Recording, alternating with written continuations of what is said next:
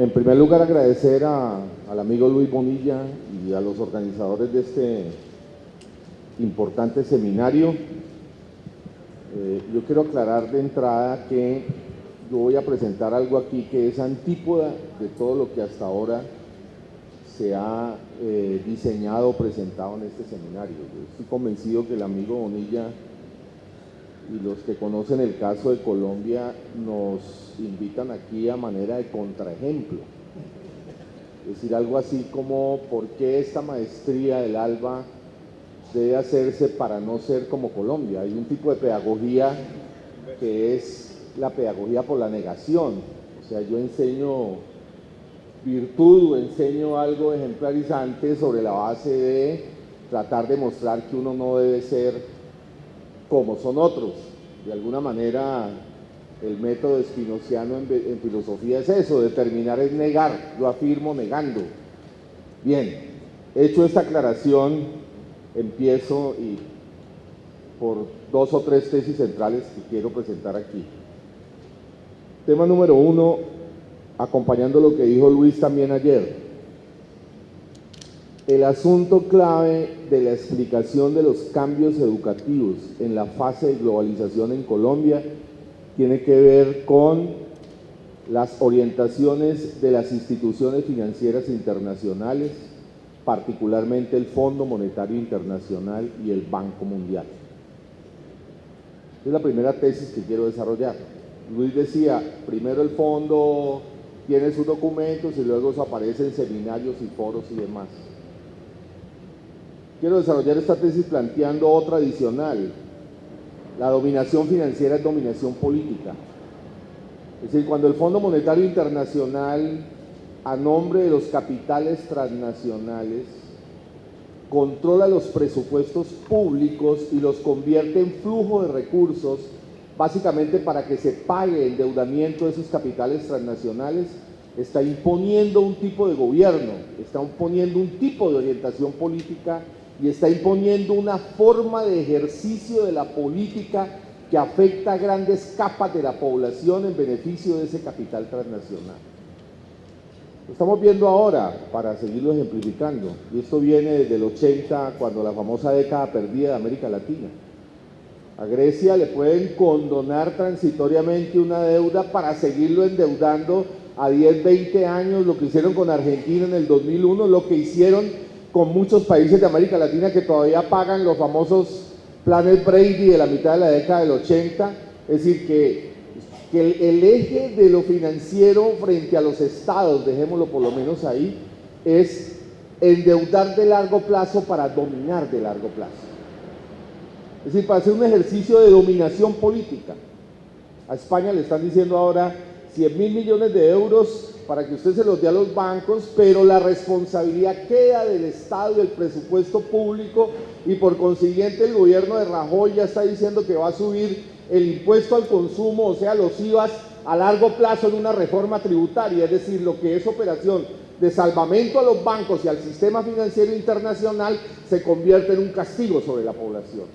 ¿Dónde se ejecuta ese castigo? En los presupuestos públicos. Luego la dominación se ejerce en los presupuestos públicos. El Fondo Monetario controla el ejercicio presupuestal y por consiguiente el eje de la ejecución fiscal se convierte en cómo paga usted deuda. De hecho, podemos citar informes de varios ministros de Hacienda en Colombia y luego lo escriben incluso en libros donde aceptan que el problema fundamental del presupuesto público es la sostenibilidad de la deuda, o sea, el pago de la deuda. Eso tiene una connotación, insisto, política. Cuando usted dice que en un país como Colombia el 30% del presupuesto es deuda y es un monto que es el doble de lo que usted se gasta por educación, el doble y un poco más de lo que usted se gasta por salud, sumado a un tema que no quiero tocar pues por tiempo porque me iría para otro lado, que es el tema de la guerra. La guerra en Colombia ya paga más que el presupuesto de educación desde finales del gobierno de Uribe, y ustedes han visto lo que eso ha significado no solo en Colombia sino en la región, sino simplemente por tiempo Vean lo que pasó en Honduras y el papel activo que tuvo Uribe, pero además el papel activo que tuvo los agentes privados del uribismo en lo que fue el golpe de Honduras, o el debate hoy a propósito del posicionamiento del Estado colombiano frente a temas como Ecuador, bombardeo, etcétera, etcétera. No quiero insistir en ese tema, insisto, porque me desgloso yo y la preocupación es otra, es decir, el tema educativo en general. Pero cuando usted tiene, lo que quería notar es que cuando usted tiene esa prioridad, usted está haciendo una definición política. Cuando yo digo que pago el doble en deuda de educación, yo tengo una prioridad política, yo tengo un tipo de gobierno. Esto es muy importante porque el discurso de la dominación se presenta como si fuera un discurso económico, como si fuera un discurso técnico, como si fuera una cosa de variables de macroeconomía, justificada incluso con teóricos neoclásicos, variables de lo neoclásico en economía, pero en el ejercicio de la política es un ejercicio de dominación que se expresa en la ejecución fiscal. Por eso el tema de la deuda, lo digo una vez, no solo en Colombia, sino en América Latina, como está ocurriendo ya en la Europa mediterránea, se va a convertir en uno de los ejes de la discusión política en el corto y mediano plazo, tal como ocurrió en la década del 80 en América Latina. ¿Pero a qué voy? A que cuando el Fondo Monetario controla presupuestalmente, entonces usted tiene que someter el recurso que existe para presupuesto educativo a un ajuste permanente, es decir, a una reducción en términos relativos a la ejecución de presupuesto año, con una cosa más grave, que las necesidades de la población están aumentando. Las necesidades educativas aumentan no solo en general por la exigencia de lo que podemos llamar urbanización, sociedad del conocimiento y demás, sino por el propio crecimiento vegetativo de la población. Tenemos una tasa de crecimiento de 1.5 años sobre 44 millones de personas, quiere decir que más o menos 500,000 niños y niñas están naciendo año, lo cual, si usted tiene una política de ajuste donde no está aumentando la cobertura de los estudiantes y al mismo tiempo está aumentando, dejémoslo solo por efecto del crecimiento vegetativo de la población, haciendo abstracción de los otros factores, pues usted tarde o temprano está condenando a una cantidad de niños y niñas a que no puedan acceder a la cobertura educativa. Es decir, que de arranque el ajuste afecta las necesidades y la dimensión de lo que se requiere desde el punto de vista fiscal. Yo oí ayer el amigo del viceministerio educativo y me da una envidia terrible, cómo han crecido desde el punto de vista de infraestructura, de nuevas universidades públicas. Yo doy clases en la Universidad Nacional de Colombia, que es la universidad pública más importante del país, con aproximadamente unos 60,000 estudiantes. La universidad de lejos más importante del país. No construimos una infraestructura nueva desde hace por lo menos 15 años. Nos toca dar clases en aulas donde uno termina y llegan los del otro inmediatamente, llegan los del otro curso, de una especie de rotación de infraestructura por una incapacidad de crecimiento de infraestructura. Pero también se paga desde el punto de vista del ejercicio docente, porque para usted poder mantener con menos recursos una cobertura más o menos aceptable, entonces el docente ya no tiene que tener 25, sino 50 en el aula, 60 en el aula. Es decir, usted tiene que empezar a hacer una masificación, lo que llamamos una masificación grotesca de la educación a costa de la incapacidad del Estado de expandir los recursos educativos por cobertura. Eso se ve en la educación básica, pero se ve también en la educación superior ya, desafortunadamente. Afortunadamente empiezan a darse resistencias muy importantes en el país, que fue el último gran movimiento estudiantil, el llamado, que es dirigido por una mesa amplia estudiantil que se llama precisamente la Mesa Amplia Nacional Estudiantil y que logró echar para abajo la última reforma educativa en materia de educación superior que profundizaba todo este esquema irrisorio desde el punto de vista fiscal. Pero lleva también a otro tema, el ajuste fiscal lleva a otro tema, y es, Colombia de alguna manera tenía buenos indicadores incluso en universidad pública desde el punto de vista del currículo y de la formación. Estamos empezando a perder eso en todos los niveles. ¿Por qué? Porque también para hacer una política de ajuste con menos recursos, cuando están creciendo las necesidades educativas del país, usted tiene que también mermarle a los cursos. Entonces, si antes un ingeniero era de 6 años, ahora usted lo vuelve de 5, lo vuelve de 4. ¿Por qué? Porque con una rotación de menores años y la misma planta, usted puede tener más coberturas. Es decir, no solo es un problema de infraestructura, no solo es un problema de aumento de estudiantes, es también un problema de reducción de la capacidad curricular misma. Nos venden en el país la idea de que con nuevas tecnologías uno con menos años puede de alguna manera con reproducción técnica compensar por la vía de tecnologías intensivas. Nosotros seguimos defendiendo la presencialidad, nosotros seguimos defendiendo la experiencia del docente, la idea de que el ejercicio de clase y el intercambio de clase de gente que tiene experiencia de 10, 20 años en docencia no se puede compensar con un computador que simplemente da una información que necesita ser procesada de manera compleja. Hay una idea también absurda de que por efecto simplemente de reproducción técnica o de materia tecnológica de información se puede compensar el pensamiento. En eso estamos absolutamente en contra. Más, tenemos una discusión que de alguna manera incluso defendía UNESCO antes de todos estos procesos de formación financiarizados, y es que el tiempo académico, aquí hay un debate muy importante, el tiempo académico es inverso al tiempo productivo. Es decir, el tiempo productivo, si usted coloca una máquina en una fábrica, usted va a producir más. El tiempo académico es inverso. Entre más usted estudia, más se da cuenta que usted es más ignorante. O sea, va en contravía de la productividad, la máxima socrática.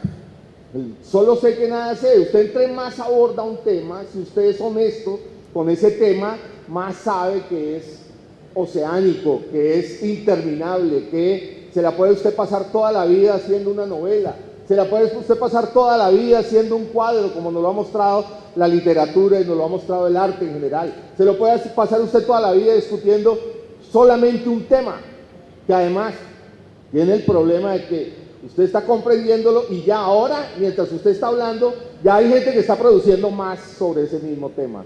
Por consiguiente, UNESCO tenía un criterio y es los tiempos académicos hay que respetarlos.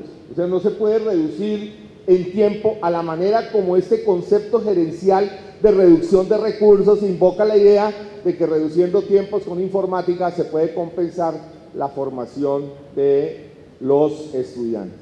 Eso desde el punto de vista, digamos, inicial del ajuste. El ajuste lleva a eso, a una reducción severa de las posibilidades y las necesidades en un país que aumenta cada vez más, no solo poblacionalmente, sino desde el punto de vista de sus necesidades de conocimiento. Pero lleva otro elemento adicional, que es muy complicado.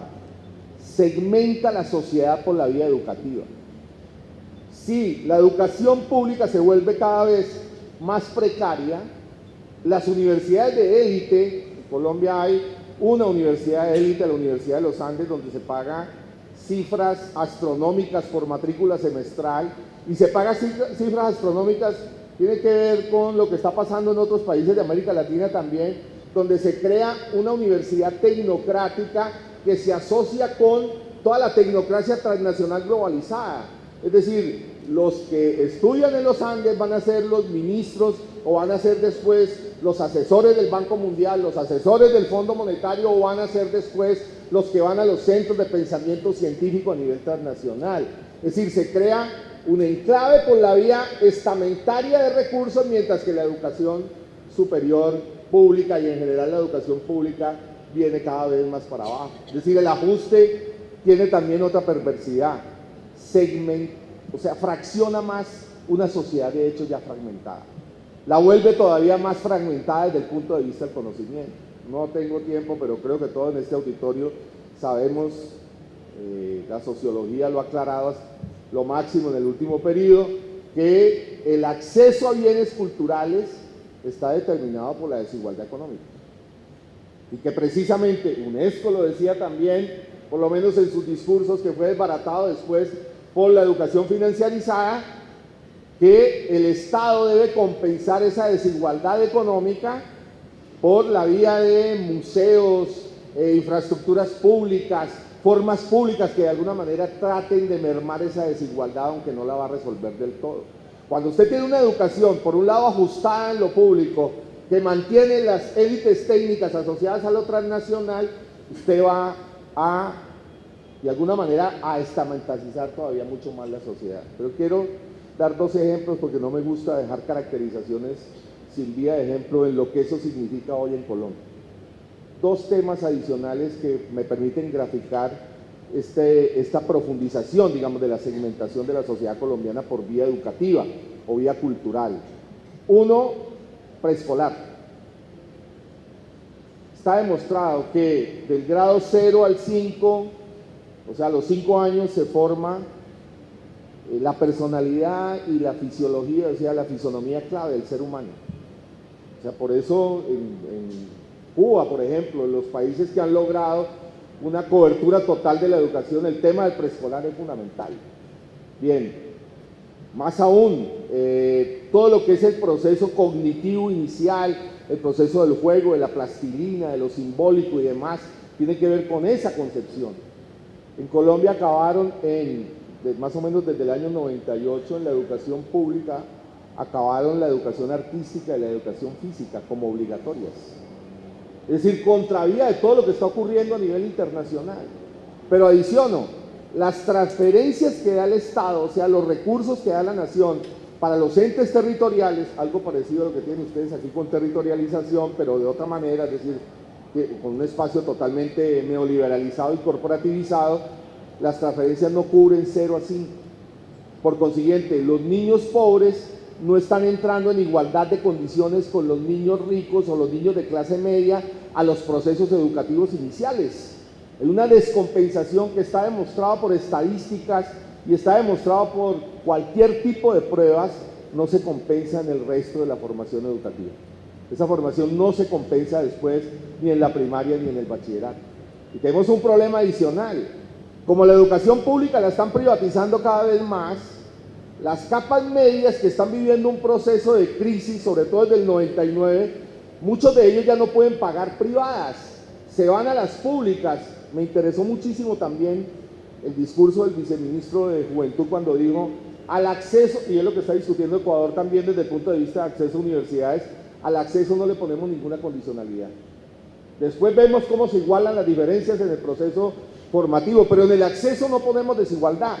En Colombia, al contrario, hacemos exámenes iguales para gente que tiene formación desigual.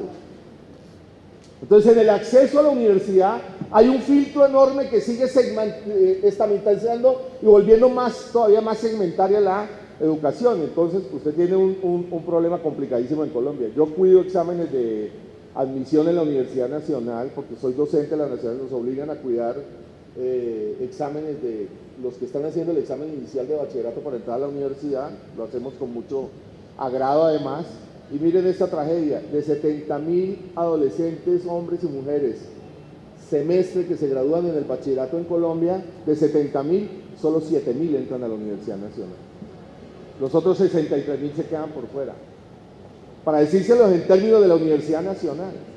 Pero para decirlo en el sentido macro, ¿no? La cobertura en Colombia hoy del paso del bachillerato a universidad, incluyendo la privada, está solo en 30 contra 100, que está muy por debajo del promedio incluso de América Latina. Es decir, para decirles en lo micro lo que está pasando en lo macro. Entonces, cuando usted tiene una formación desigual que viene desde el preescolar y además cierra el filtro de la educación superior, la universidad pública se está convirtiendo cada vez menos popular, cada vez menos de abajo. Usted la puede dejar con personería jurídica pública, pero realmente lo que está accediendo a la universidad son las capas medias que ya no pueden pagar las universidades privadas. Eso va a cambiar por completo la sociedad cada vez más fragmentada por estamentos. De alguna manera estamos volviendo a una colonia estamentaria, es decir, a formas estamentarias de formación. Ese es el primer efecto que tiene que ver con el ajuste fiscal. Pero el Fondo Monetario no solo exige ajuste, el Fondo Monetario exige la profundización de la privatización. Porque la idea del Fondo Monetario es, por un lado usted ajusta para que lo que pagaba por salud y educación pague deuda, pero por otro lado usted privatiza para que el Estado tenga menos responsabilidades. Como tiene menos responsabilidades, tiene que gastar menos, y como tiene que gastar menos, entonces se vuelve una necesidad de los planes de ajuste. Es decir, la política compensatoria del pago de deuda no solo marca un recorte de los presupuestos, sino que marca una expansión de la mercantilización. Y la mercantilización no solo es una tragedia desde el punto de vista patrimonial porque reduce las posibilidades de acceso, estoy hablando de educación, podríamos verlo en otra área, sino también porque la privatización desde el punto de vista cultural profundiza el fetiche de la mercancía, volviendo a la famosa caracterización, porque las relaciones de hombres median por cosas, porque la educación ya no es un problema de todos que podemos solucionar entre todas, sino una cosa que me la está ofreciendo otro señor, al medio podré arañarle algo de discusión de currículum y tal, pero no soy partícipe directo de, soy externo a, por consiguiente no puedo entrar en igualdad de condiciones a discutir, a decidir, a participar. Es decir, la mercantilización tiene una imprenta económica y social, pero también tiene una imprenta cultural, de algo ajeno a, de algo que no pertenece a, de algo que así me digan que es derecho, interiorizando como propio en la práctica cotidiana. Es decir, la mercantilización es parte de un fenómeno mucho más amplio, cultural, de interpretación del mundo, de episteme, como se ha dicho, más allá que el simple paso de lo público a lo privado. Y esto tiene que ver con otro elemento que quería tocar aquí. La mercantilización, hoy, que es un tema decisivo también, esa mercantilización está asociada a la mercantilización corporativa transnacional. Lo vemos en Colombia en directo. Hay un pedagogo, Manuel, a mí casi no me gusta decir citas, hay que hacer citas. Hay un pedagogo muy importante que se llama Giró. Me imagino que ustedes, algunos lo han trabajado, algunas. Giró tiene un libro bellísimo que se llama Placeres inquietantes y muestra que desde que el liberalismo logró hacia los años 80, por la vía del consumismo masivo, sacar del debate público una cantidad de temas, convirtió el consumo también en identidades corporativas. Me explico. Giró empieza a seguir la propaganda de Benetton. Benetton empezó a hacer, ¿saben todos aquí lo que es Benetton? O sea, lo de marca de ropa. Benetton empezó haciendo propaganda, o sea, ponía una monja y un cura besándose, cosas de ese tipo, así, tantas. Y luego pasó a coger ropa y le ponía a la ropa, ¿no?, niños con hambruna en África. O sea, le ponía a las camisetas fotografías de niños en el África subsahariana muriéndose. Y dice Girón, creció el consumo de Benetton.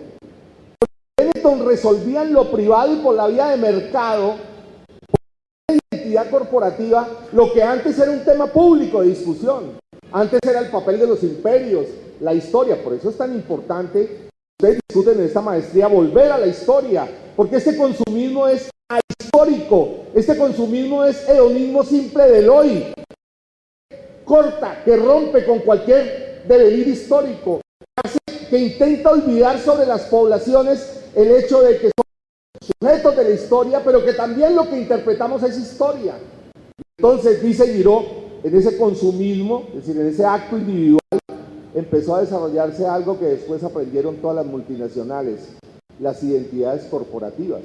Empezaron a entender que un tipo de aumento del consumo o de potenciación del consumo es lograrle identidades a la gente contra su propia sensibilidad, contra su propia forma de pensar y de sentir.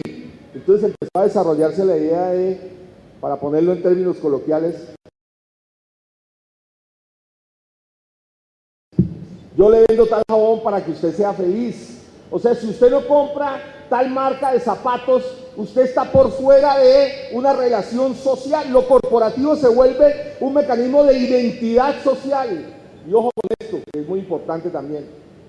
No solo lo sienten los que pueden consumir, lo sienten los pobres, los que no pueden consumir.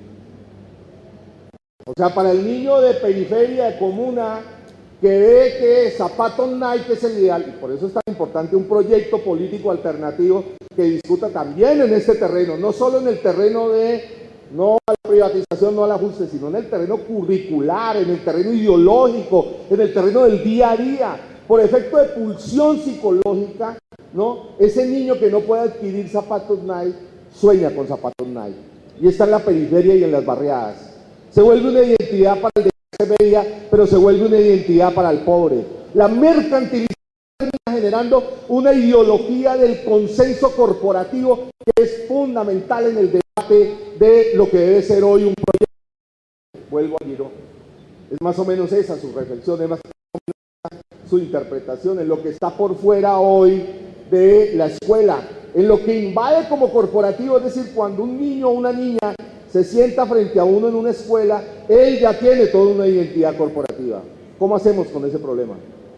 Hoy en un país como el nuestro resistimos en lo concreto, ahí en el espacio, en lo que uno puede hacer, en ese espacio concreto de la pedagogía, en ese espacio concreto del aula.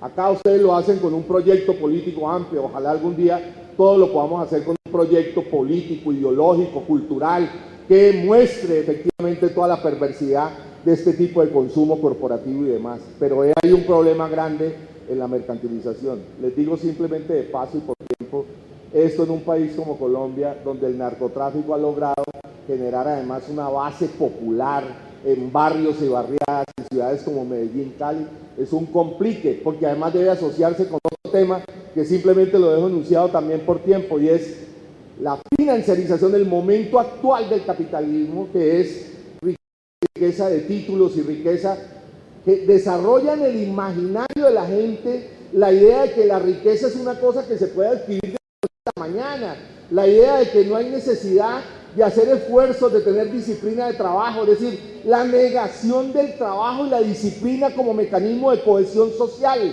la idea del dinero fácil y el paradigma del dinero fácil que destruye no solo identidad, destruye, alguien decía sobre esto, deja a la sociedad sin perspectiva futura, deja a la sociedad sin fuerza para construir futuro, la deja encasillada y enclavada en el círculo vicioso de un eventual dinero fácil al cual todos podemos acceder.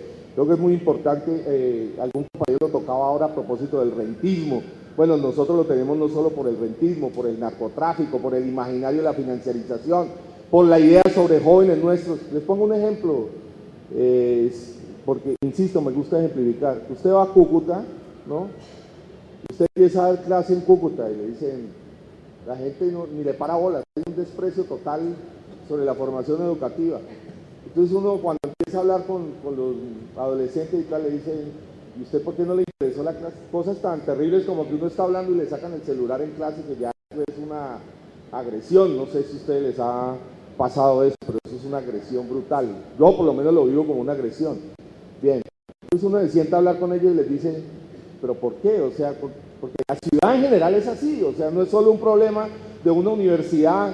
Usted dice, profe, ¿usted cuánto se gana? Bueno, tanto. ¿Al mes? Sí, al mes más o menos, sí. Eso me lo gano yo en un día pasando gasolina de Venezuela para acá. Eso me lo gano yo en un día haciendo contrabando de ganado. Es decir, ¿cómo diablos usted puede inculcar un proceso formativo alternativo con esa realidad? De una ciudad que vive el contrabando, que vive el dinero fácil. Quería ejemplificar cómo en el caso colombiano se entrecruza todo el tema de la financiarización con el tema de contrabando narcotráfico que genera una base. Ahora en Colombia volvieron a hacer una serie sobre Pablo Escobar, el gran mafioso de los años principio del 90, y me recordaba porque veía la serie en el entierro de Pablo Escobar. Millones de personas de Medellín salieron a saludar a Pablo Escobar como porque no solo era un narcotraficante y todo lo que sabemos, que tuvo aviones, etcétera, etcétera, sino que le daba a la gente zapatos Nike, le daba a la gente lo que los barrios pobres no pueden acceder, pero además les daba la infraestructura que el Estado no les da. Un Estado que no tiene presupuesto y Escobar les da canchas de fútbol, les da centros recreativos, es decir, de alguna manera es un paternal que suple la incapacidad del Estado. Entonces, quería complicar eso porque eso es, digamos, un tema muy difícil desde el punto de vista del manejo particular de la sociedad colombiana. Tercera y última tesis, porque aquí la vida está muy angustiada con el tiempo. Bien, tercera y última tesis. Esa mercantilización de ajuste ahora viene agravado por una cosa importante que ustedes lo discutan en la maestría, los tratados de libre comercio. Y ustedes saben que eso empezó en México, NAFTA en 1994, que está invadiendo América Latina. Bueno, Colombia, estamos firmando TLC con Europa, estamos firmando TLC con y el TLC con Estados Unidos, que es el que más me interesa resaltar aquí. ¿Qué significa el TLC además de todo este escenario que he planteado? Significa que los inversionistas transnacionales de college norteamericanos pueden ir y colocar universidades y colegios en Colombia. O sea, hay ya no solo una mercantilización, una transnacionalización. Entonces un señor de Boston o de qué sé yo, de cualquier sitio de Estados Unidos va y pone un colegio, ¿ya? O pone una universidad. Y se queda con... Eso anuncia todavía una estructuración mayor de la educación pública, porque el Estado lo que va a hacer relativamente es desentenderse más para abrir paso a los inversionistas privados. Es parte también complementaria del ajuste. O sea, por el otro lado, usted permite inversión transnacional de ese corte. Bien. Ese capital transnacional, además, este es otro tema clave de la situación contemporánea, invierte contra títulos. ¿Me explico? Les pongo otro ejemplo en otra área que es hoy clave en Colombia, que es petróleo y minería. Le dieron una multinacional inglesa canadiense, la Anglo Child, la mina de oro a cielo abierto, dicen que quizá la más grande del mundo, en una zona que se llama Cajamarca, en un departamento, en el Tolima.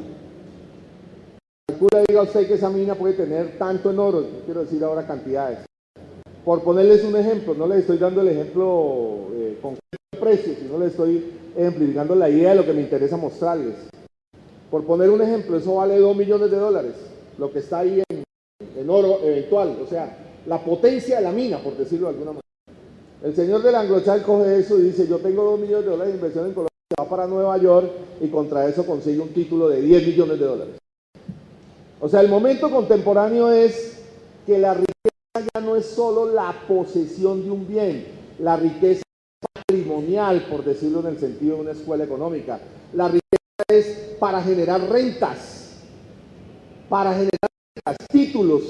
Por eso los títulos y la titularización son la dinámica particular hoy del capitalismo a nivel transnacional. Lo que pasa por títulos no existe hoy en el capitalismo.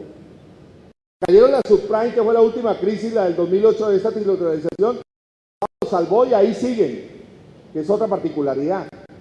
El financiero hoy tiene tanto control sobre los estados que así produzca acumula más poder en el estado para seguir manejando su crisis. Es decir, la crisis no le quita poder político mientras no resiste a los pueblos. La crisis le da más parcelas de poder del estado para seguir manejándola. Después del 2008, con semejante crisis, terminaron teniendo más poder político hoy que el que tenían antes del 2008.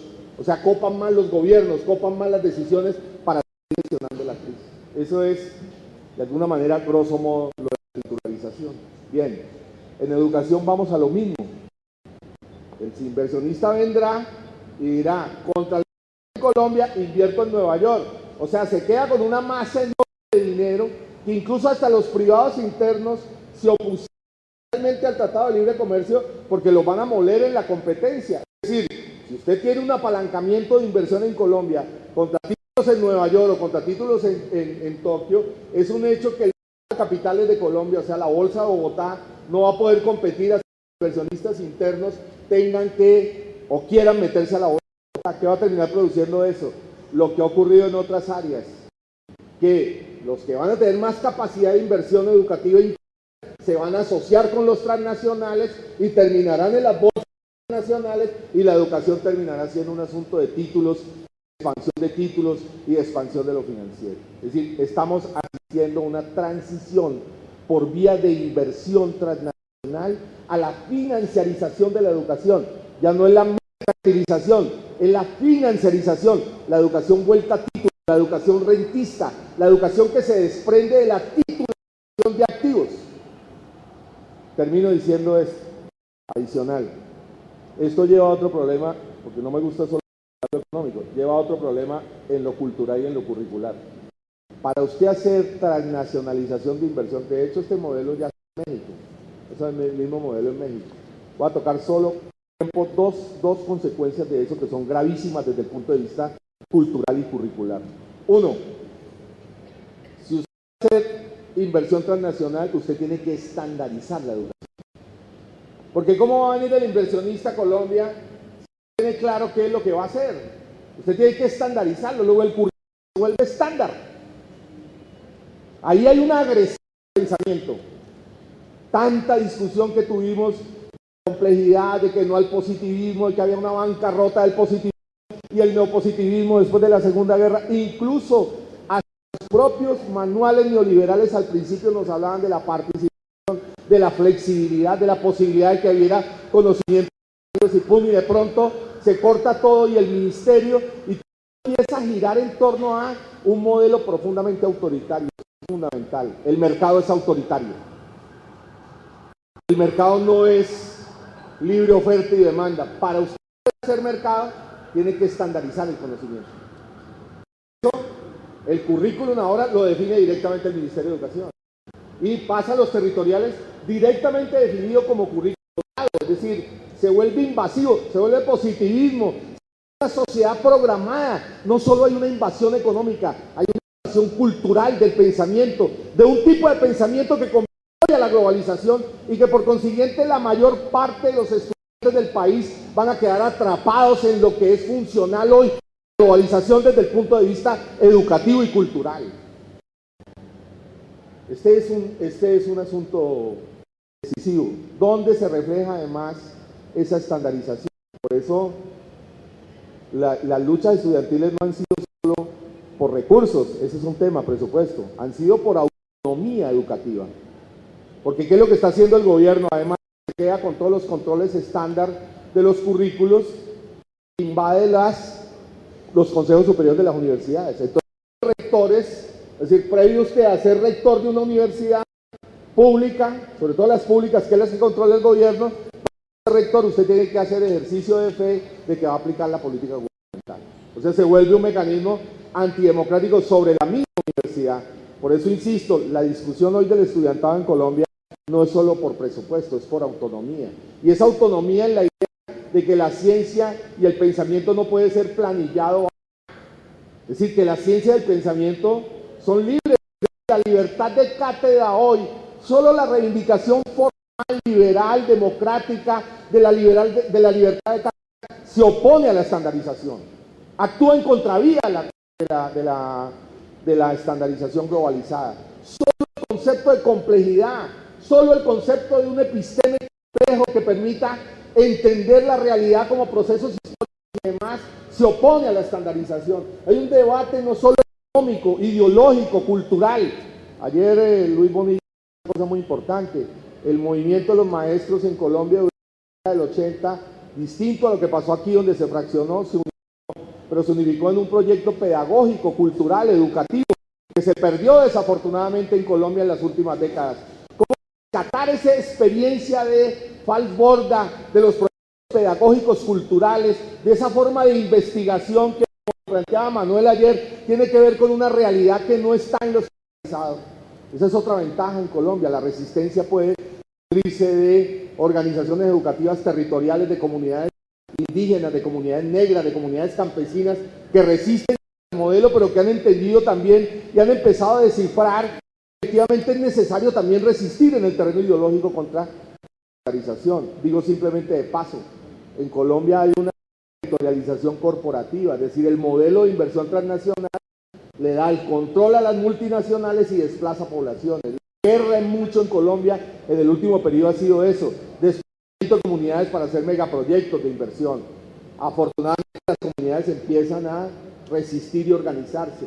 Un proyecto de resistencia en Colombia, y lo han entendido muy bien los estudiantes, no es solo presupuesto público, es también cómo acompañamos esos procesos regionales, ese episteme diferente, ese concepto diferente de la naturaleza, donde la naturaleza no es mercado, donde la naturaleza es parte integral del ser humano, esa idea del buen vivir de la Constitución ecuatoriana, es decir, cómo eso está en la impronta de la resistencia del movimiento estudiantil, es muy importante. Pero estaba mostrando el otro lado, terminaba diciendo, el primer problema es la estandarización, el segundo problema es la evaluación, que es igual a lo que ocurre en México.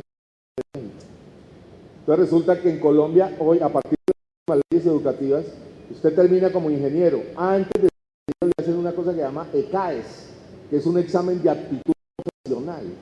En un país donde cada vez el empleo es más precario, usted le hace a los profesionales un examen previo de trabajo, pues obvio que si esa persona pierde el examen, no va a encontrar mercado laboral. Luego se vuelve también un filtro, como hablé del acceso a la educación superior, también un filtro para el propio mercado profesional del trabajo. ¿Qué va a terminar pasando? Aquí volvemos al problema de siempre.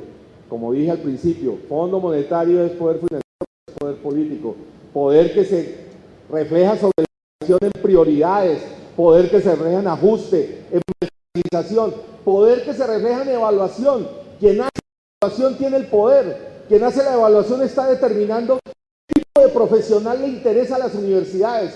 ¿Qué terminará haciendo? Igual que en México, donde incluso esa evaluación ya la hacen transnacionales o la hacen profesionales ligados a la transnacionalización, terminarán diciéndonos el profesional virtuoso es este. La evaluación se convierte poco a poco en la reorientación del currículum. Todas las universidades terminarán metiéndose a la evaluación porque saben que si no pasan la evaluación, empieza a perder sentido la universidad misma. O sea, la evaluación se vuelve el gran filtro de control político. Por eso es importante toda esta discusión epistémica a propósito de la evaluación.